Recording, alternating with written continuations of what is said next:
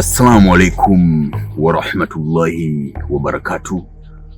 Kwa majina naitwa Musa Soa au Daktari Musa.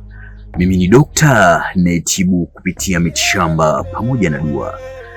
Leo nakuletea elimu na muujiza namna ya kutengeneza kiumbe, na maanisha kiumbe mnyama ambaye ni mkali, aidha simba, aidha chui, aidha nyoka, mnyama wa aina yoyote ambaye unaamini huyu ni mnyama mkali, na wewe upo na vita na uadui, upo na vita na madhalimu, wanakudhalilisha, wanakukwamisha mipango yako, na wewe unahitaji kwenda kuadhibu, kumtumia mnyama mkali adui yako. Je, ni njia ipi rahisi ya kumtengeneza mnyama simba au mnyama chui au mnyama duma au mnyama nyoka, au unahitaji kutengeneza kiumbe kikali kikamdhuru adui yako? Kama ni mara ya kwanza kuungana nami, naomba usubscribe channel yangu na ubonyeze alama ya kengele ili uwe wa kwanza kupata taarifa na tiba ambazo nitakuwa nazitoa. Unaona hapa, huu ni mti, una miujiza mingi sana na una maajabu mengi sana, lakini leo nitaelezea kwa uchache tu, kwa dakika chache tu tuweze kuelewana. Mti unaoona hapa unafahamika kwa jina la gomba nkondo. Mti huu wa gomba nkondo ukija wakati wa jua kuchomoza au wakati wa jua kuzama, unavua viatu vyako, kisha kama una maji yako unachukua udhu kabisa, unajitengeneza mwili wako uwe msafi, uwe tohara, kisha unatiania kwa Mwenyezi Mungu. Ewe Mwenyezi Mungu, Mola wa Jibril na Mikail na Israfil, ya Rabbi, mimi nina shida kadha wa kadha, mimi nina maadui kadha wa kadha, na kuomba Mwenyezi Mungu, uliumba ardhi, ukaumba mbingu, uliumba vitu vinavyoonekana visivyoonekana, na kuomba ya Rabbi, nichukue mti huu nikamtengeneze mnyama nyoka au mnyama simba au mnyama chui, yule ambaye umemkusudia. Sawa? Utafukua katika shina la mti huu wa gomba nkondo, utafukua paka uone mzizi. Baada ya kuona ule mzizi utauacha kama sentimita 5 hivi. Utachukua panga, utakata kisha utasogea tena kama sentimita kadhaa za sentimita 15 au sentimita 20, unakata tena kule mzizi unapoelekea ule mzizi wa katikati unauacha. Unachukua majani yanayofahamika kwa jina la rohan, majani yako 7 unayaweka, kwa maana nahitaji kumtengeneza mnyama huyu ni mtawale siku ya Jumatatu, siku ya Jumanne, Jumatano, Alhamisi, Ijumaa, Jumamosi mpaka Jumapili. Yaani yale majani unayanuiza, unayaweka katika ule mzizi wa katikati ambao uliukata, uligawanisha. Baada ya hapo unaangalia mafuta ya mnyama husika ambaye unahitaji kumtengeneza, mnyama wa asili ambaye atakuwa anakufanyia mambo yako au unamtuma katika mambo yako. Kama ni simba, utanyunyiza mafuta ya simba mara 7, na kama ni chui utanyunyiza mafuta ya chui mara 7, na kama ni nyoka utanyunyiza mafuta ya nyoka mara 7, na kama ni unahitaji kutengeneza kundi la nyuki kwa ajili ya kuwatumia maadui zako, wale nyuki utawachemsha, utapata yale mafuta yake. Sawa? Yale mafuta yake pia utanyunyiza mara 7. Kwa utakusudia yule kiumbe ule, kusudia kumtengeneza ambaye ni mkali kwa ajili ya kumtumia dhalimu. Baada ya hapo utaondoka, utakaa nyumbani kwako kwa muda wa siku 3. Baada ya siku 3 kupita, wakati wa jua kuchomoza au wakati wa jua kuzama, unarudi tena katika mti wako wa gomba nkondo, unachukua udhu, unavua viatu vyako pembeni. Sawa? Baada ya hapo unakuja tena, ya Rabbi, nimekuja kumfuata mnyama wangu ambaye nimemtengeneza, nahitaji akanitekelezee kile ambacho nilichokikusudia. Kisha unachukua kile kimti chako cha katikati katika mti wa gomba nkondo, kile ambacho ulikiwekea na majani ya rohani, unakibeba kwa pamoja, unaondoka nacho. Ukishakuwa umeondoka nacho, hakikisha ukifika nyumbani kwako usiingie nacho ndani kile kijiti. Tengeneza kijumba kidogo kidogo, kama unamtengenezea kiumbe wako pahala pa kuishi na makazi yake. Sawa? Kile kijiti utakuwa unakihifadhi nje. Sasa imefika siku husika, uko na uadui sasa, utaangalia mnyama wako husika uliyemtengeneza, aidha ulitengeneza nyuki, kundi la nyuki wengi, aidha ulimtengeneza nyoka, aidha ulimtengeneza simba, aidha ulimtengeneza chui au duma, sawa? Unashika unamtaja jina ule mnyama ulimkusudia, ewe simba au ewe nyuki au ewe chui, na kuagiza kwa fulani bini fulani, ni adui yangu, nahitaji ukamchukue popote alipo na umlete hapa. Hakika haitopita siku 3 utasikia kama ni simba anaunguruma ndani ya mji wako na amekuletea yule mtu usika ule mkusudia. Kama nahitaji kumleta fulani, yule fulani utamwona pale amebebwa na simba ameng'atwa. Sasa wewe ndio utamwamuru simba, mng'ate mle nyama, au chui mng'ate umle nyama mbele yako na unashuhudia, au aidha nyoka mmeze huyu, sawa? Utachomwamrisha kiumbe wako ndicho atakachofanya. Na ukihitaji kuishi na kiumbe wako, ukiona umepita muda mrefu kiumbe wako yule labda hana chakula, sawa, akitaka hata kukudhuru wewe au kuidhuru familia yako au mtu yoyote ambaye jirani hausiki na chochote, unachotakiwa kukifanya sasa, utachukua mafuta yake husika yale ambayo ulimtengenezea, utamnyunyuzia mara 7, wewe fulani mimi ni baba yako, na kuamrisha geuka kuwa kile kijiti. Basi yule mnyama atageuka, aidha simba, aidha chui, aidha nyoka, atageuka kijiti.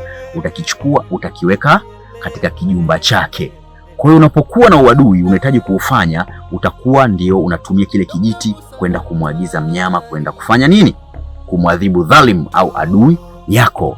Haya ni maajabu na miujiza ya mti wa ngomba mkondo.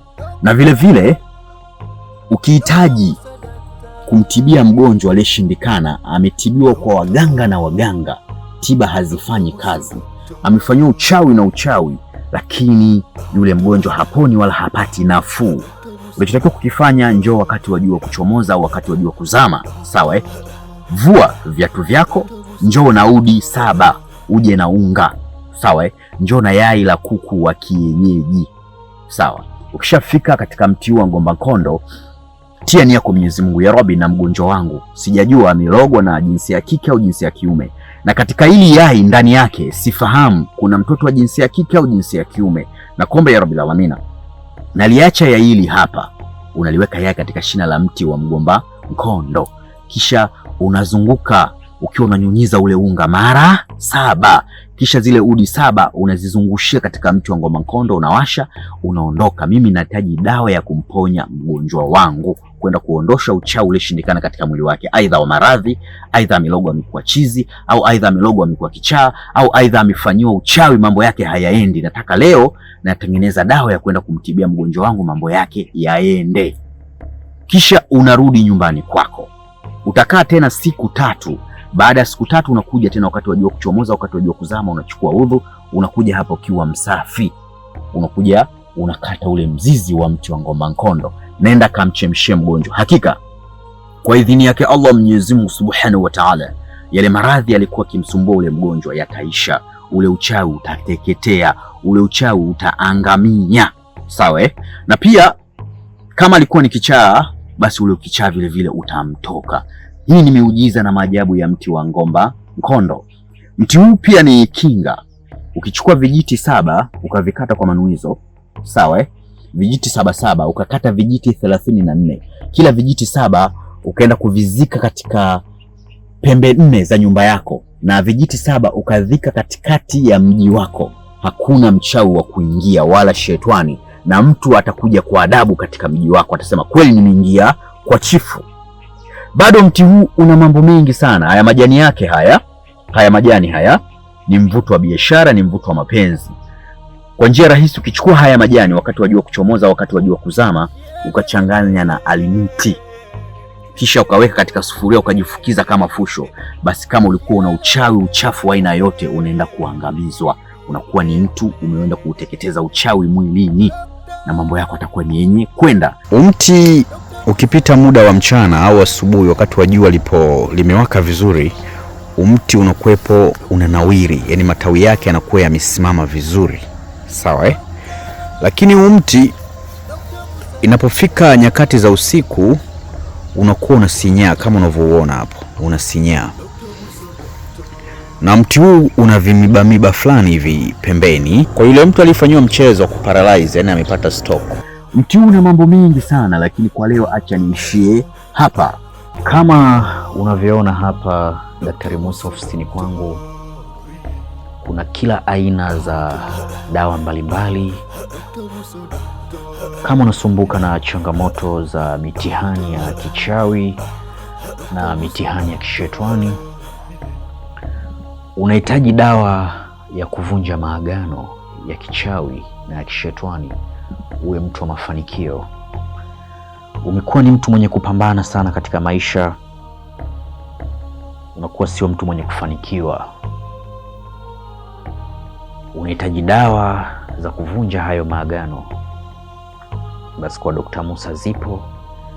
Na kama unahitaji dawa za mivuto ya biashara, upo na mitihani katika biashara unayoifanya, unahitaji cheo kupitia kazi unayoifanya, unahitaji madaraka, Dr. Musa na kila aina za dawa mbalimbali hapa, na dawa za mivuto ya mapenzi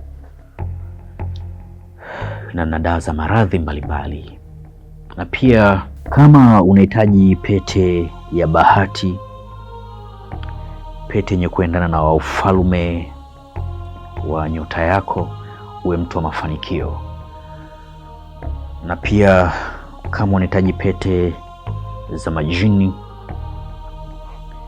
pete zilizofanyiwa kafara za wanyama mbalimbali, za kukupa mvuto wa kupendwa kila kona dunia utakayopita. Na je, unahitaji kumiliki mamilioni ya fedha kama unavyoona Daktari Musa hapa navyomiliki mamilioni ya fedha?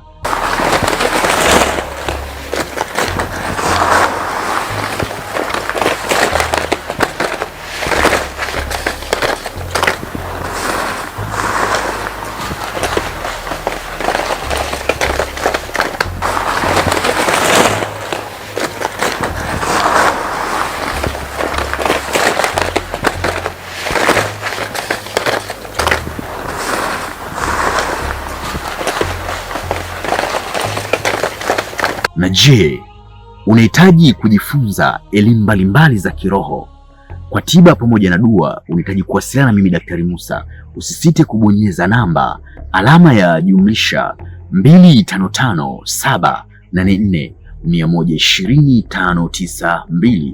Na kama ni mara ya kwanza kuungana nami, naomba usubscribe channel yangu na ubonyeze alama ya kengele ili uwe wa kwanza kupata taarifa na tiba ambazo nitakuwa nazitoa. Wa hadha, assalamu alaikum wa rahmatullahi wa barakatuh.